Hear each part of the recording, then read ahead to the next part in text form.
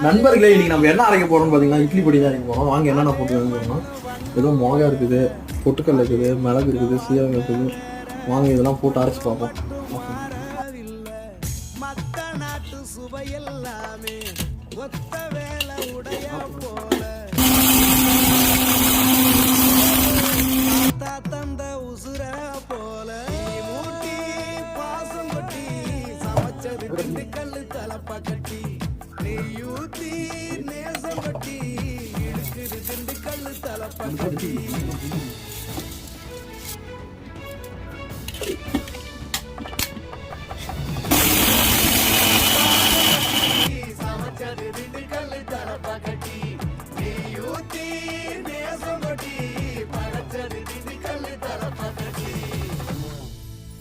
படைச்சது திண்டுக்கல்லு தலப்பா கட்டி